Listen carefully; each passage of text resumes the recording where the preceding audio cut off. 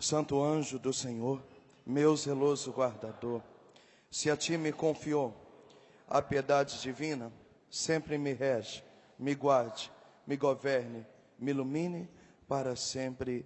Amém.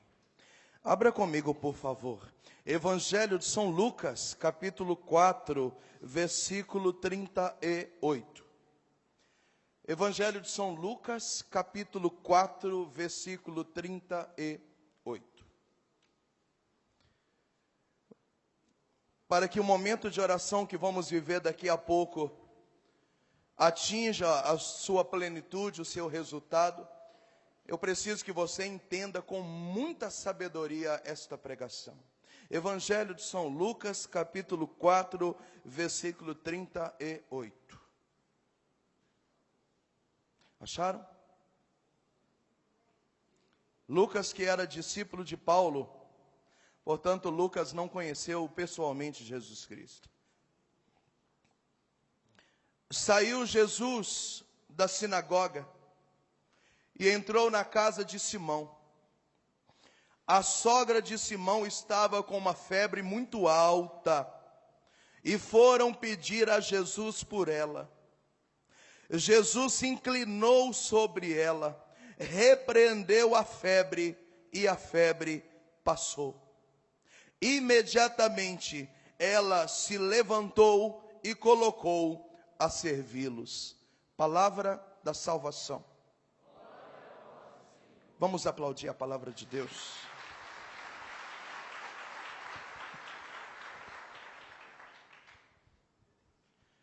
Irmãos, nós estamos falando de um tempo onde a pessoa que tinha febre alta corria perigo de vida. Assim como hoje o câncer, infelizmente, é o mal do século, ainda sem cura definitiva. Assim como há 10 anos atrás a AIDS era o mal do século. Assim como no tempo de Jesus também a lepra era o mal do século. Naquele momento, pessoas também morriam de febre. Portanto, essa mulher corria risco de perder a sua própria vida. Então foram dizer a Jesus, que tinha acabado de sair da sinagoga. Jesus havia saído do culto. E foram dizer: Senhor, a sogra de Pedro corre risco de vida. A sogra de Pedro estava com uma febre muito alta e não tem nada que faça essa febre parar. O Senhor pode atendê-la? Então Jesus atravessa a rua, anda aproximadamente 700 metros, entra na casa, sobe lá no sótão, no segundo andar, e acha uma mulher há dias acamada. E nós sabemos muito bem que uma pessoa que tem febre há muitos dias, ela começa a ter já um cheiro de murrinha, um cheiro de suor ardido, curtido. Portanto, Jesus entra num quarto fedido, numa mulher que morava sozinha, com certeza com uma camisola rota, mal vestida, quem sabe até fazendo xixi naquela vasilha chamada comadre, embaixo da cama. Jesus pega uma cena deplorável. Aquela mulher precisava de um socorro. E diz a palavra, Jesus então se inclina até ela, coloca no mesmo nível. E isso quer dizer misericórdia, é colocar-se no nível do outro e levantar o outro. Foi isso que Jesus fez também por nós. Então Jesus se inclina àquela mulher, repreende aquela febre, e imediatamente a febre foi embora. Ela se levanta, desce a escada e vai fazer um cafezinho para Jesus e para o seu genro chamado Pedro. O que eu quero pregar nessa noite? Eu quero pregar sobre a febre. Não é preciso ser médico para saber que febre não é doença. Febre é sintoma. A causa é interna. Portanto, se uma pessoa tem febre e ela toma um antitérmico e a febre não passa, daqui 4 ou 6 horas ela toma de novo e a febre volta, então ela reveza o medicamento e toma pela segunda vez e a febre não passa, ela precisa correr imediatamente para o médico. Por quê? Quando a febre persiste por mais de 12 horas, significa que internamente há uma inflamação ou uma infecção. Provavelmente tem que entrar com antibiótico. Mas a febre é doença? Não. A febre é só um grito de que algo internamente está mal resolvido. Quem está entendendo a pregação, diga amém. Oh, meus irmãos, casamento é a mesma coisa. Há momentos na vida da gente que bate uma febre. E que o casamento pela de febre. E alguém vem e presta um socorro. Mas daí 4 horas, 6 horas a febre volta. E alguém presta mais um socorro. E a febre volta de novo. Responde para mim, febre é doença? O que é a febre? É um sintoma que algo lá dentro, às vezes escondido, às vezes precisa de exame, às vezes precisa de um exame mais clínico para descobrir a causa que é interna. E eu quero falar nessa noite sobre 4 coisas que geram uma febre dentro de um casamento. Primeira coisa, você precisa saber que quando você casou com essa pessoa, a vida dela não começou quando ela casou com você. Ela já tinha uma história, e uma história muito antiga. Não estou falando de idade, estou falando já também de antepassados. Eu me chamo Moisés Martins da Rocha. Quando a minha esposa casou comigo, ela casou com uma história da família Martins, que sou eu. Uma história da família Rocha, sou eu. E de repente lá no meu dia a dia, eu apresento um sintoma de febre. E a minha esposa já não aguenta mais conviver comigo, porque eu vivo constantemente em febre. Mas às vezes essa febre não é culpa minha. Significa que algo na minha história, no qual ela também casou com a minha história, está mal resolvido. Quem está me entendendo, diga amém. Primeiro tipo de causa que eu quero falar, diga comigo, julgos hereditários. Irmãos, baseado na Bíblia, a igreja tem uma crença que nós somos resultado de uma história familiar. O livro do Deuteronômio, no capítulo 7, diz que a bênção acompanha 1000 gerações. Portanto, eu me chamo Moisés Martins da Rocha. Todas as famílias Martins e Rocha que caminharam na presença de Deus, que fizeram aquilo que a Bíblia pede, que caminharam debaixo do temor a Deus, essas pessoas abençoaram 1000 gerações, e eu faço parte dessa vitória.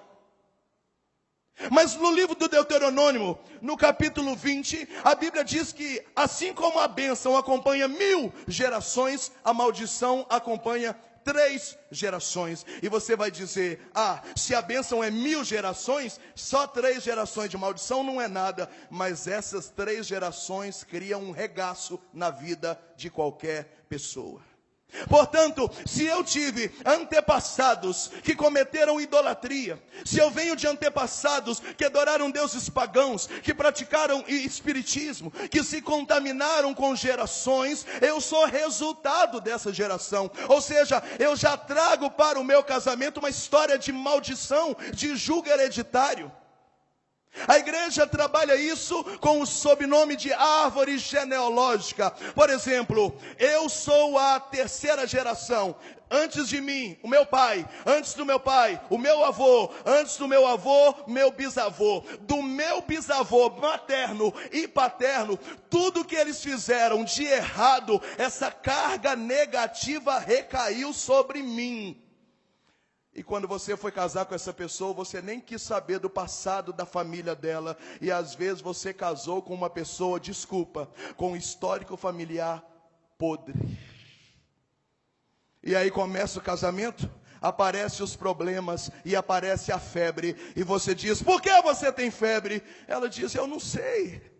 Mas por que você não se livra dessa febre? E ela diz, eu não sei. E realmente ela não sabe, porque febre não é doença, febre é sintoma. E às vezes a causa dessa febre manifesta hoje no seu casamento, faz parte de uma história dos seus antepassados até a 3ª geração.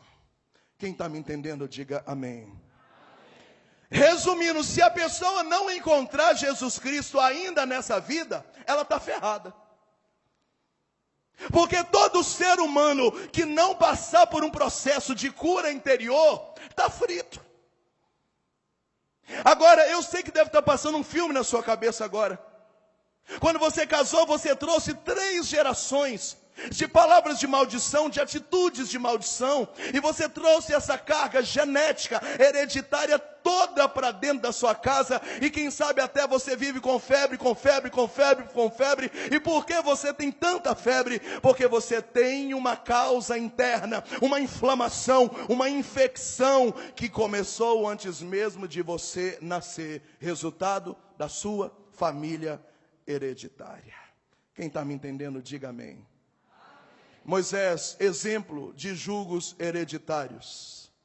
Se você vem de famílias que tinham ódio, rancor, irmão ameaçou o outro, pai deu tiro em sobrinho, sobrinho pegou faca para tio, disputa de terra, disputa de herança, ódio, vingança, crimes, assassinatos, você é resultado de uma história de maldição.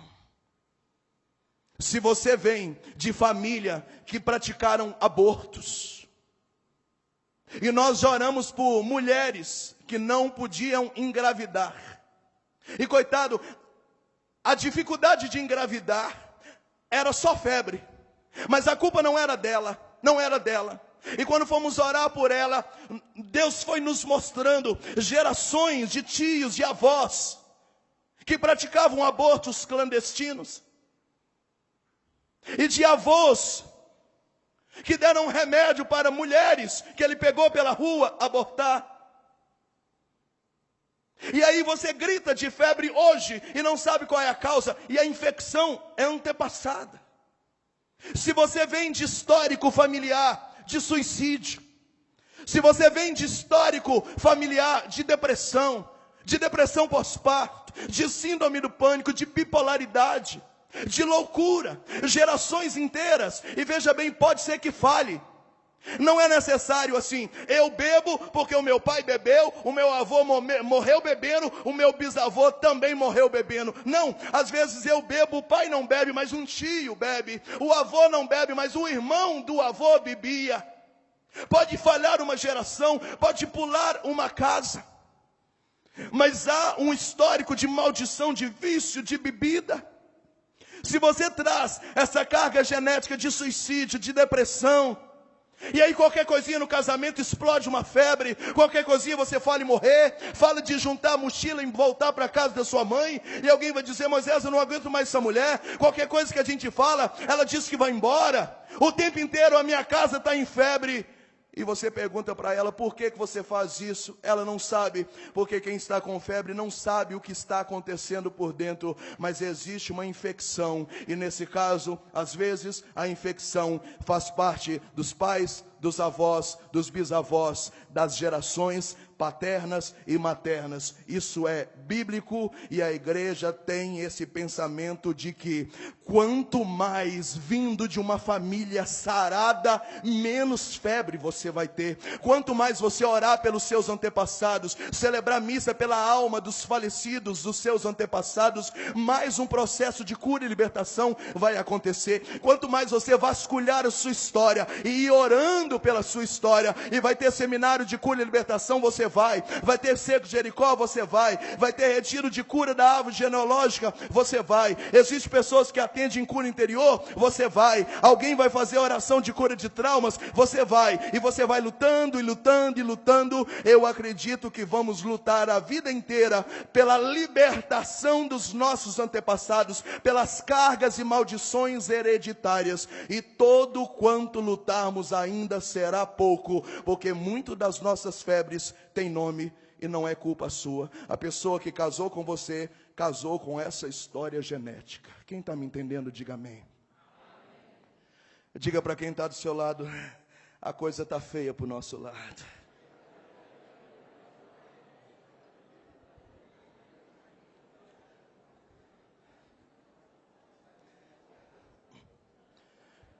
Você já conheceu famílias inteiras que não sabem lidar com dinheiro?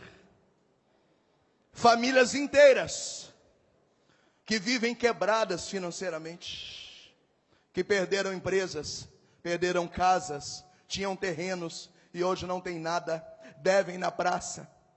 Pessoas dos seus antepassados que suicidaram por causa de dívidas. E aí você de repente está com febre dizendo: Moisés, nada na minha vida prospera, parece até que tem um trem. Tem mesmo. A causa está além da sua vida.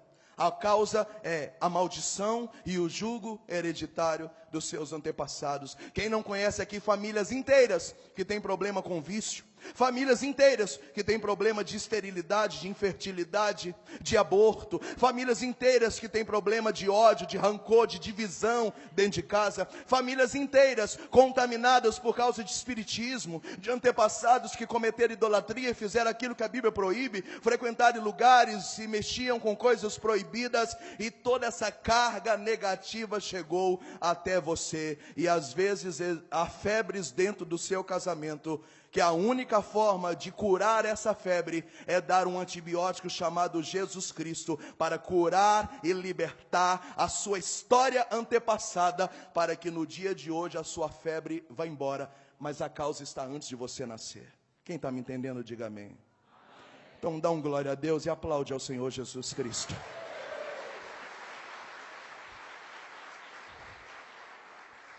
Marido olha para a esposa para o marido e diz: quando você casou comigo, você casou com tudo isso junto.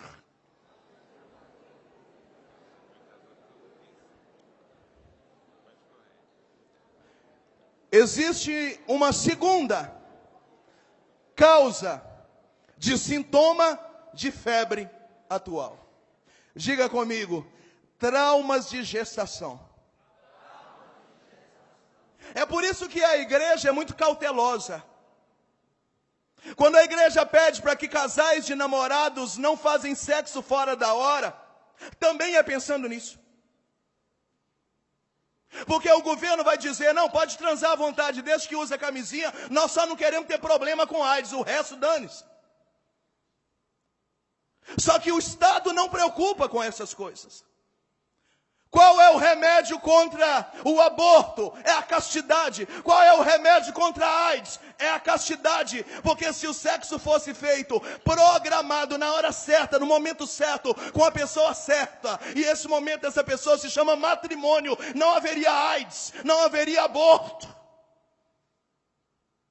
E é por isso que às vezes nós começamos a namorar, e aí engravidamos fora da hora.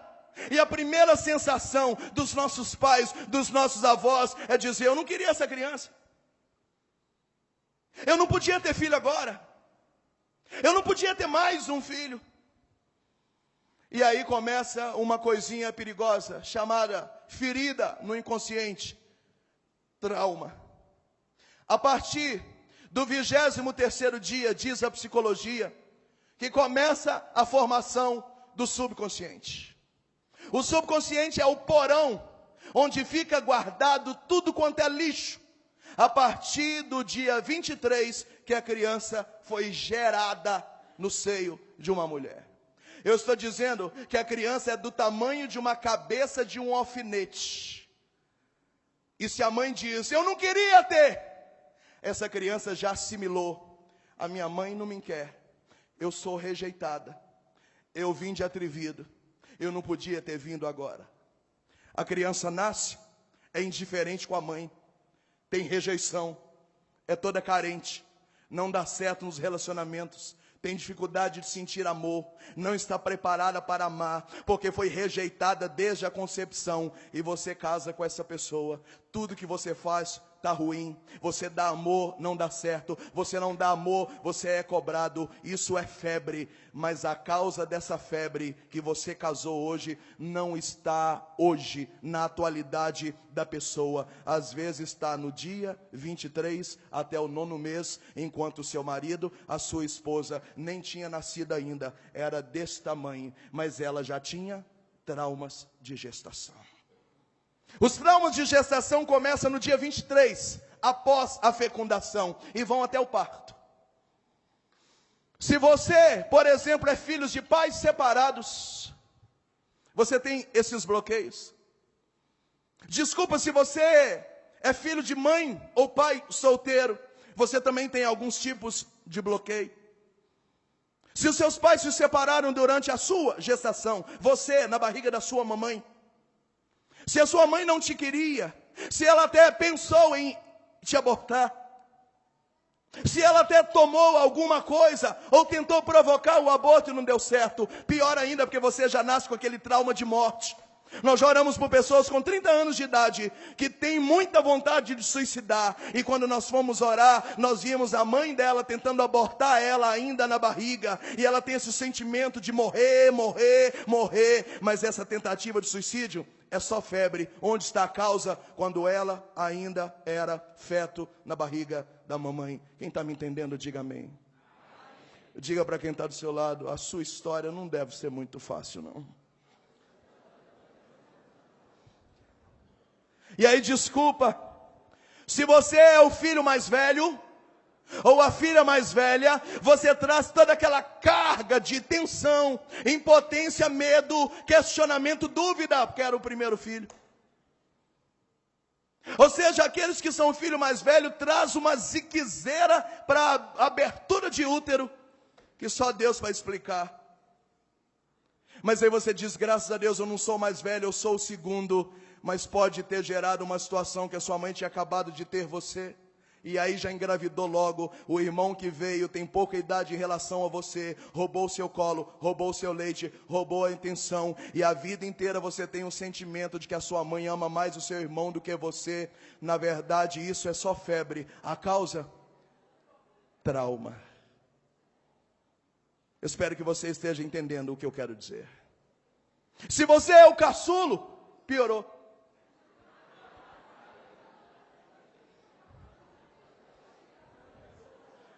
Quero contar para você, por exemplo, o meu caso.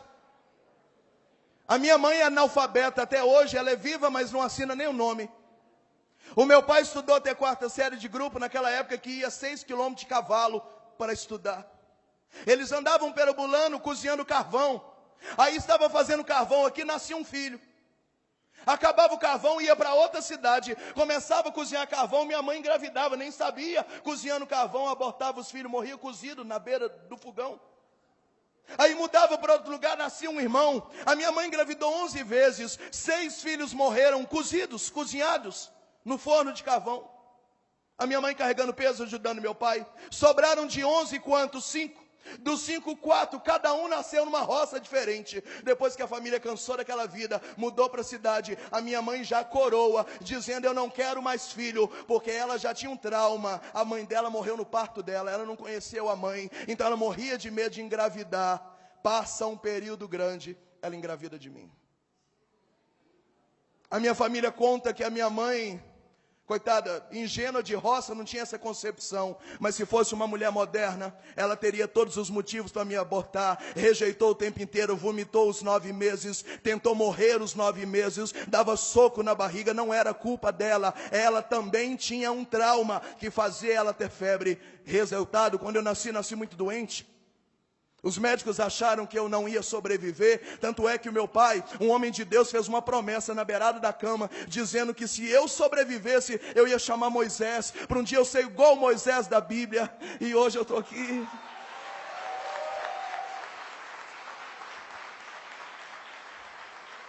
É por isso que eu não posso fazer outra coisa na vida, a não ser tirar o povo do Egito e levar para Canaã, porque eu nasci para ser Moisés. Na verdade, eu sobrevivi para ser Moisés, mas até hoje eu lido com a carga negativa da minha família. Até hoje eu sou muito sensível. Eu passei até os 14 anos mais no hospital do que em casa. Tudo me doía, tudo quanto é doença eu tinha. Eu ando já com farmacinha para lá e para cá. Quando a minha esposa foi casar comigo, eu falei, você está casando com um idoso, porque tudo me dói, tudo me é complicado. Eu pareço um velho cheio de ziquezeira. Eu tenho consciência de que os problemas que eu tenho hoje são só febre, mas a causa dessa febre é quando eu estava na barriga da minha mãe, que também teve febre, porque sofreu a mesma coisa na roça, na barriga da mãe dela. Quanto mais bichada é a história da sua família, mais vida negativa você tem. E é por isso que acontecem as febres no casamento, e você quer separar. Mas se você conhecer a história do seu marido, da sua esposa,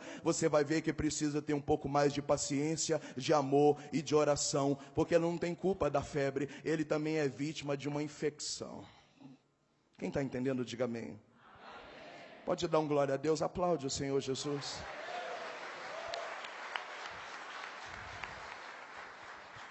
Então, se quando você estava na barriga da sua mãe, a sua mãe passou fome, se teve que trabalhar pesado,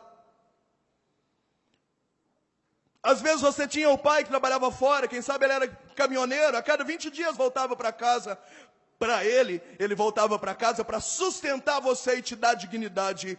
Criança não olha pai ausente como fonte de dinheiro, olha como rejeição. Se na barriga da mamãe você não escutava a voz do papai, até hoje você tem dificuldade com o pai. Casou, tem dificuldade com seu filho, homem. Casou, tem dificuldade com seu marido, porque representa a pessoa paterna. Tudo isso é só febre. Onde está o problema? A ausência do seu pai durante a sua gestação. A psicologia chama isso de ferida do inconsciente. Eu estou chamando de traumas de gestação. Mães que fumaram durante a gestação. Mulheres que tiveram depressão durante a gestação. E graças a Deus você nasceu e você está aqui. Mas todo dia a sua alma grita de febre. E a causa? Uma gestação mal resolvida. Nós já oramos por pessoas que não conseguem tirar carta de motorista. E quando nós fomos orar, Deus revelava o quê? Gestação, rejeição, falta de amor, trauma, abuso, ausência, maldição. Quebra, a pessoa tenta tirar a carta de motorista e passa. Tomar pau na hora de tirar o exame da carteira, da carta, era só febre. A causa estava na infância dela. Então eu já falei de 2 coisas, prometi falar de 4. Quando você casa com uma pessoa com uma herança de julgos antepassados até a 3ª gestação. E quando você casa com uma pessoa que a partir do dia 23 da gestação até o 9º mês e o parto, viveu feridas na sua gestação e nasceu com traumas de gestação. Quando você casou com tudo isso. Diga para quem está do seu lado, tenha mais paciência comigo, porque eu tenho uma história.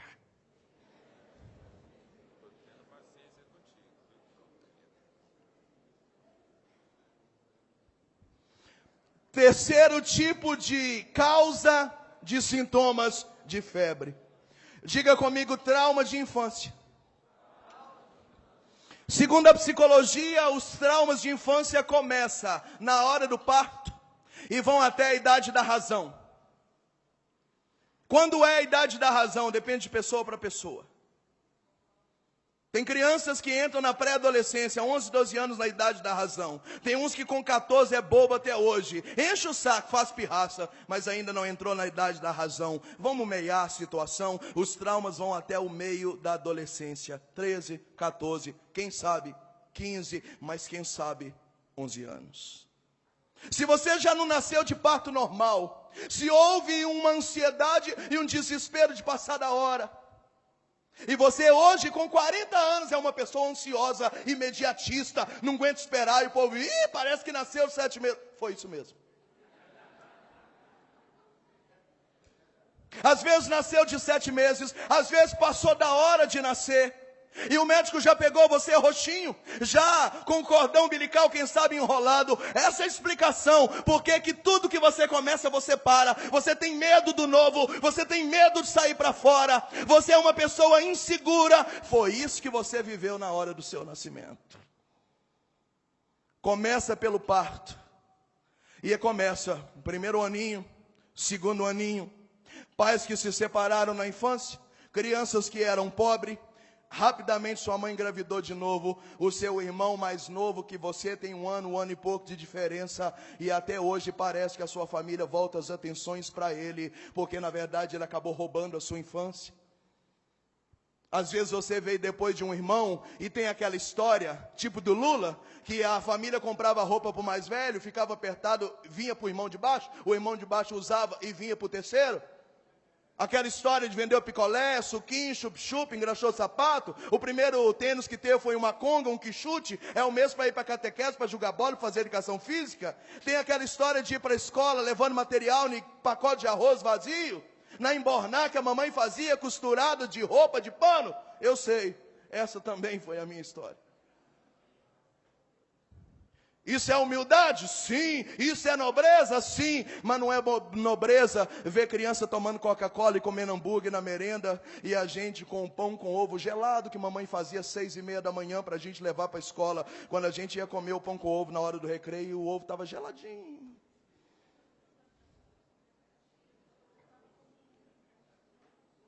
E aí você foi chamado de burro na sala de aula.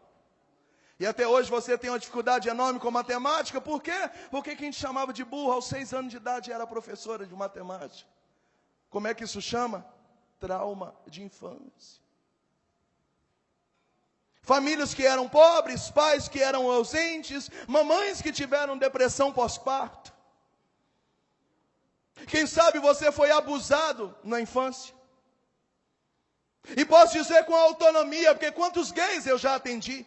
E os gays precisam não ser aceitos, precisam ser ajudados, porque 99% dos homossexuais que eu já ajudei em 17 anos, todos tinham trauma de infância, ou não foram amados, ou não foram rejeitados, ou o pai queria menina, ou foi fabricado no trauma. E aí hoje a homossexualidade é uma febre, mas a culpa não é deles. Eles têm uma ferida que talvez eles nem sabem o que é, mas se chegasse perto de Jesus, Jesus ia mostrar onde está a infecção, ia ser o antibiótico, ia curá-los, e aí a febre ia embora, e poderiam ser homens e mulheres felizes para a glória de Deus.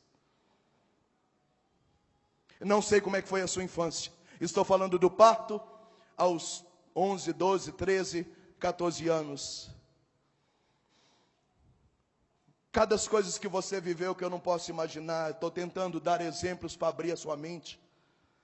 Você que o seu pai via vocês tomando banho quando eram novas, você foi invadida na sua privacidade. Vocês que têm essas histórias embutidas que talvez nem o marido sabe, de avô que passou a mão em você, de tio que aproveitava de vocês quando vocês iam para o sítio. Começou a namorar muito cedo, perdeu a virgindade. Primeiro rapaz que passou pela sua vida praticamente te usou. Quem sabe nem o seu marido sabe, mas você tem uma história de um aborto aos 12, aos 13. Sua primeiro ato sexual, você já engravidou, já fez uma besteira. Quem sabe hoje você tem 10 anos de casado e tem um bloqueio sexual gigante. Dificuldade com sexo, é só febre. Onde está a causa? Às vezes lá na sua adolescência, lá na sua pré-adolescência. Quem está me entendendo, diga amém. Terceira coisa então, quando você casou com essa pessoa, você casou também com seus traumas de infância até adolescência. Pergunte para quem está do seu lado, você está entendendo? Está entendendo sim ou não? Quem está entendendo, dá um glória a Deus, por favor. Moisés, você está falando de coisas tão sérias e tão tristes, para que você está pedindo um glória a Deus? Porque você veio aqui porque Deus quer curar você, para libertar a tua vida, virar a tua página e começar uma nova história. Diga aleluia. É para isso que você veio aqui. Pode aplaudir, pode aplaudir. Hoje é noite de cura interior. Hoje é noite de cura interior. Nós vamos rasgar o seu passado aos pés da cruz de Jesus, e vai se cumprir aquilo que diz o livro do Apocalipse capítulo 21. Aquele que está sentado no alto e sublime trono diz: eu faço nova todas as coisas. Tudo que era velho passou, e eis que tudo se faz novo. Diga amém. Mas diga para quem está do seu lado: quando você casou comigo, casou com toda essa história.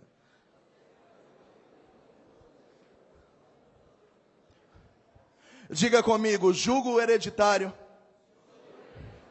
traumas de gestação, traumas de infância. Pode ficar tranquilo que de 14, 15 anos para frente já não gera mais trauma. É criar vergonha na cara, perdoar e recomeçar. Mas eu quero falar de uma quarta coisa que tem sido vítima de muitos casais e famílias que eu tenho atendido pelo Brasil. Diga comigo: maldição de palavras. Diz o livro do Eclesiástico, capítulo 3, versículo 11. A bênção do pai fortalece os filhos. Bênção mãe, bênção pai, vai com Deus meu filho, Deus te pague, Deus te abençoe. A bênção dos pais fortalece os filhos, mas a maldição de uma mãe arrasa até o alicerce. Moisés, de que você está falando? Quem nunca escutou a frase, ah é? Não vai me obedecer não? Você vai ver. Quando você sair e encontrar um marido igual ao seu pai, para acabar com você, para você ver o que eu passo. E não é que a fulana está namorando um vagabundo com a mesma característica do pai. Parece até que a língua da mãe põe o homem na vida da filha. Verdade ou não é? Quem não conhece a seguinte história, quem sabe é a sua, hein? Ah, não vai me obedecer não? Sai! A hora que voltar barriguda, buchuda, aí eu quero ver. Vai ter que morar aqui em casa e comer o pão que o diabo amassou. Já saiu de casa grávida pela língua da mãe. Engravida ou não engravida? Engravida. Moisés, por que isso funciona? Por dois motivos. Por causa da herança sanguínea. DNA. Eu me chamo Moisés Martins da Rocha. Eu tenho ligação genética com a família Martins e com a família Rocha. Portanto, se eu abençoo 1000 gerações. Mas se eu amaldiçoo 3. Essa herança de DNA, sangue. Se sua sogra virar para você e te amaldiçoar, não se preocupar não, porque sogra não tem seu sangue. Não precisa se preocupar. Não precisa se preocupar.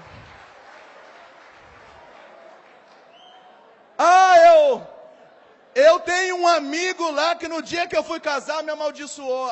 Praga de amigo e nada é merda, a mesma coisa. A ligação é genética. E um detalhe, a ligação é sempre para frente e não para trás. Por exemplo, filho não amaldiçoa mãe, mas mãe amaldiçoa filho. É para frente, não é para trás. Neto não amaldiçoa avó, mas a avó amaldiçoa a neta. É sempre a próxima geração para frente. Ai, Moisés, eu queria que você orasse por mim, porque uma tia minha me rogou uma praga no dia do meu casamento. Tia nem é parente, tia é irmã da mãe da gente. Precisa preocupar, não precisa preocupar não. É igual cunhado. Cunhado não é parente, cunhado é o cara que vem, pega a irmã da gente e leva embora. Então, primeiro, ligação genética, sempre na geração posterior e não para trás. Quem está me entendendo, diga amém. Segundo motivo do porquê funciona, por causa da ligação espiritual. É por isso que lá nos Atos dos Apóstolos, no capítulo 16, diz: crê no Senhor Jesus e será salvo tu e toda a tua casa. Por quê? Por causa da autoridade espiritual que eu tenho sobre a família Martins e a família Rocha. Então, quando eu faço a vontade de Deus, quando eu ligo na terra, então eu ligo no céu, a libertação da família Rocha, e eu persisto nisso, e eu cumpro o meu voto com Deus, eu tenho autoridade sobre a minha casa, então Deus age na minha aliança. Então, ligação espiritual, autoridade espiritual, segundo, e autoridade genética, DNA. Moisés, praga pega. Então, para quem não está na presença de Deus, até carro na rua pega. Mas, pega. Porque a boca fala do que o coração está cheio. Moisés, mas foi só por brincadeira. A boca fala do que o coração está cheio. Quando libera, o coração já desejou. E talvez você vive hoje. E eu quero só para terminar. Eu atendi em Marília, há 20 dias atrás, um caso assim. O moço chegou para mim e falou: Senhor Moisés, quando a gente foi casar, a minha sogra virou para minha esposa e falou: você vai ver, a vida inteira você não vai conquistar nada na vida.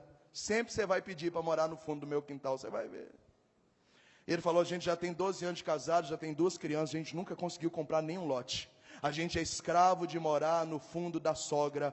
Foi maldição ou não foi? Eu falei: e das bravas, sua sogra é uma bruxa em pessoa. E aí ele falou: e aí como é que resolve? Eu falei: ih, meu filho. E aí, graças a Deus, à noite teve quebra de maldição, nós oramos, eu falei: agora você tem que tomar posse e crer que Deus está operando e que você vai prosperar. Mas é a língua.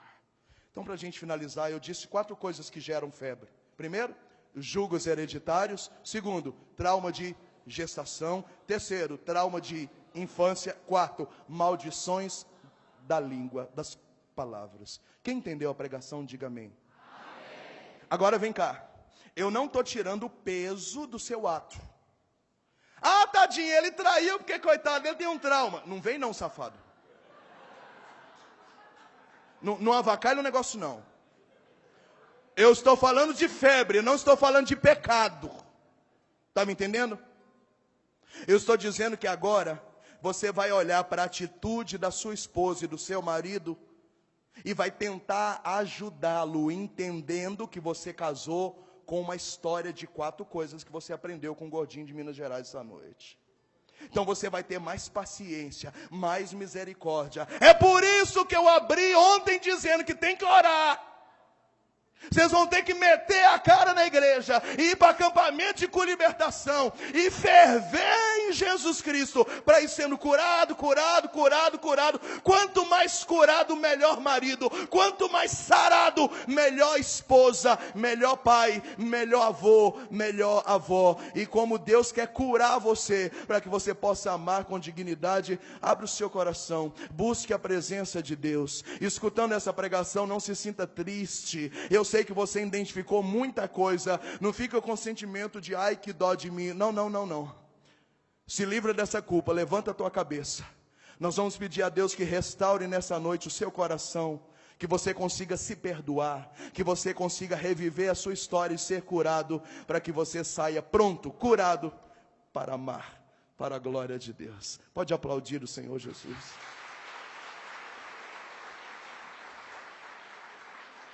Eu quero dizer que essa pregação está sendo filmada. Se eu fosse você, eu comprava esse DVD depois, para assistir. Dá também para o pai, para os avós, para eles verem as cagadas que eles fizeram na sua vida também. Não estou fazendo mexã não, porque eu não sei nem para onde vai o dinheiro das CDs. Mas se quiser amanhã, compra o meu livro que eu já estou indo embora. Vamos ficar de pé? O Márcio, a Andréia, quem mais vai ajudar na oração? Quem já pode dar um climazinho gostoso, para a gente fazer esse momento de cura, de oração e deixar Deus trabalhar. Eu quero que o marido e a esposa olhem uns nos olhos do outro. Vai. Enquanto a gente se organiza aqui, eu vou dar 1 minuto contado no meu relógio para vocês dois conversarem o que você achou dessa pregação. As febres que há na casa de vocês. O que você achou? É verdade mesmo? É isso mesmo? Tem coisa para mexer? Partilha aí vocês dois. 1 minutinho enquanto a gente se prepara aqui.